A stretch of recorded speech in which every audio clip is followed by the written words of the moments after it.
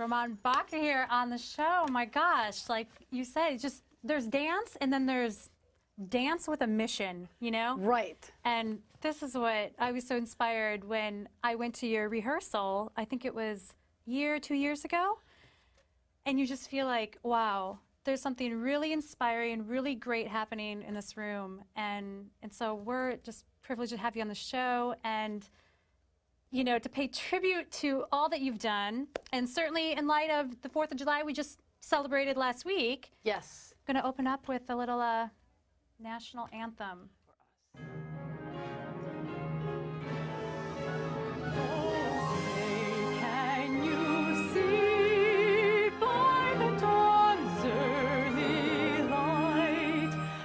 So proudly we hailed at the twilight's last gleaming, whose broad stripes and bright stars through the perilous fight o'er the ramparts we watched were so gallantly streaming, and the rockets red glare, the bombs bursting in air, gave proof through the night that our flag was still there. Oh, say does that star-spangled banner yet wave o'er the land of the free and the home of the brave? America,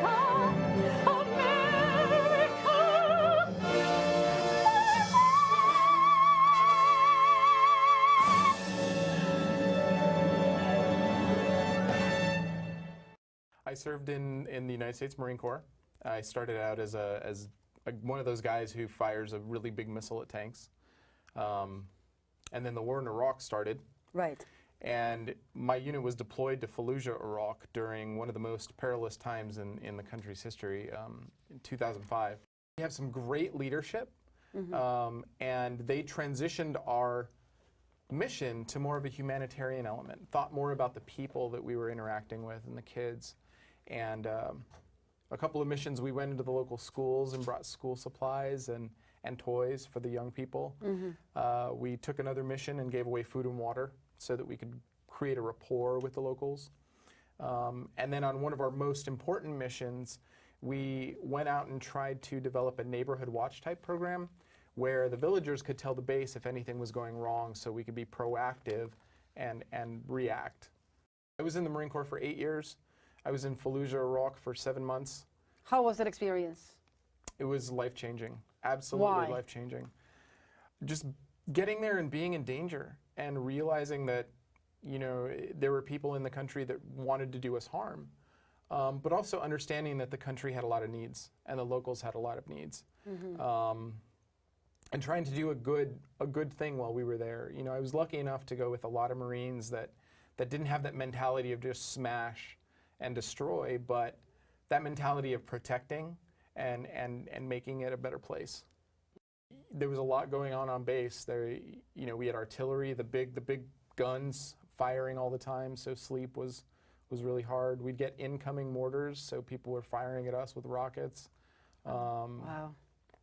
So it was 7 months of a little hairy situation. I was going to say, that must be just so physically and emotionally taxing. Right. I mean, giving yourself, like, I mean, just going out there and being present and wanting to protect everything, you know. I'm just always in awe because that intrinsic motivation that people have in themselves to go, I have something I want to protect, and I'm Right. going to sacrifice, you know, again, that emotional well-being, the physical well-being, you know, for my country, for my people, for, Definitely. you know, it's just so amazing. One of my best friends in high school was a ballerina, and she would invite me to performances.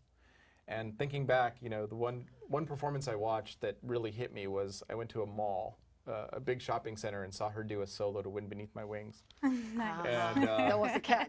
you know what I mean? And you're in a mall, and now I think back and I'm like, wow, that must have been a really hard performance situation. Yeah. But it stuck with me, and the rigor and the discipline. So I signed up for ballet lessons. I was living with my father at the time, and I was going to school, and I needed a pair of ballet shoes in order to dance. So I asked my father for money, and he gave me money for my first pair of ballet shoes. Lovely. Now, did he actually dance himself then? No. Like long before? Okay. So there was No, my no father- dance lineage in the My family mother did line. a hustle. She was one heck of a hustle. Really? And taught me very well. For me, it's a way to communicate. It's a way to investigate things that had happened, or to show things that have happened, or things that might happen to audiences in order to educate them and broaden their mind.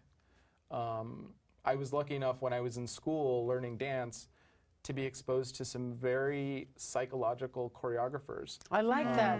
Tudor, Psychological choreographers, Anthony Tudor, Judith Shazelin Benaham. The ones that had the most impact were the ones that had things to say, that had messages behind their choreography in order to not only have social impact, but to connect communities. Mission of artists, mission of Yeah. producers and choreographers. What But this would is a be- great question. Yeah, what's your mission? What's the goal? What is it? To communicate. To communicate. To use choreography and dance to communicate larger themes that have social impact. Now, can we bring it more accessible to everybody? Because education seems to be a little bit inaccessible to some Certainly, degree and making in dance the arts, accessible to everyone. right? Certainly, on an aesthetic and a physical level. So accessible to the audience, that the audience can understand it or at least connect in one way, and also making it accessible to students and dancers in that it's teachable and learnable. That was That's great. our performance on the USS Intrepid aircraft carrier in New York Harbor. We do that every year on Memorial Day to honor our service members that have given their lives for That's our country. wonderful. The Marine holding the weapon is actually was my roommate in Fallujah. And when we got back, I asked him to do some shows. And he said, "Are you out of your mind?" No. And then after that, he said, "Sure, I'll do it." Picture. That's me and my wife in Nutcracker. Nutcracker. That's a dead tank in Iraq. That's me and my wife. Picture. That's your Lisa. wife? Mm-hmm. Wow, she's a knockout. Beautiful. Look at those legs. Incredible. Thank you. We're bragging about your wife now. Okay, what's the if? Yeah, oh, that's lovely too. Wow. That's the end of one of our works called Habibi Halawa, which is about a Marine who envisions all of these things in the desert, and because his mind is off of what he's doing, he gets injured. I'm always intrigued by seeing how arts really impact the health and wellness of people. And we talked about, before the show, about, military men and women who are maybe struggling with PTSD. And what has your dance done for those people, or for audiences watching, explain to me what. So Nice. we were Some talking about things, yeah. accessibility. Yeah. The way we construct the performances with the authentic military element adds a certain sort of accessibility for the military members that come to see our shows. It opens the door for them. Right. And not only, we've had a lot come to see our shows, not only have they been thankful, but we had a female veteran who served in Iraq who came to us after one of our shows who said that she hadn't cried since she served in the desert. And watching her work brought her to tears and gave her the strength to go home and open a journal that she hadn't opened since she wrote it in Baghdad. That's Incredible. amazing. That's amazing. So these are just examples of ways that the military members are coming back and feeling that need to express things that have gone on and get it off their chest, or talk about things without an adverse reaction from people that they would talk to. Yeah. How big is the impact? The impact is huge, and it's different for everyone, but I think on a very personal level, it's that feeling that you go to a place where you know it's dangerous. Right. And you see all of the danger every day, and you feel the danger every day, and you come to terms with the fact that something might happen that you might not be able to come home. Right. Oh And- God, that's heavy. Yeah. You That's heavy. pile on top of that everything that's happening around you, and the people that are getting injured, and the people that are going home because something had happened, or just the feeling of danger, and you bring that home, Right. and it's almost like dancing or any other art form. We're trained so that we can rely on our training when things go bad. Right. So when we're back at home and things aren't going right, or we're put into stressful situations, or situations we can't figure out, we automatically go to our training. And in every situation, it's not the best answer. Well, we thank you for the sacrifice, certainly. Yes. And All of us. Roman, I was going to ask, when is your next show with Exit 12 Dance And why Company? Exit Where- 12? Who came up with that name? Yeah. That's brilliant. So that's a tip of a hat to New York. We started at Steps on Broadway, which is on 72nd. Nice, yeah. And in order to get there, you get off of Exit 12 and the FDR. Very smart. There you And what's go. the question? What's next? What's the next gig? What's happening? We are ramping up for our fall season. So we are headed to St. Joseph University to perform there. Okay. And then we have a military-themed Nutcracker ballet that we do in the holiday season. We have one more song. We have one Do more. One more song. And you have such a beautiful voice. She's Oh, incredible, thank isn't you. she?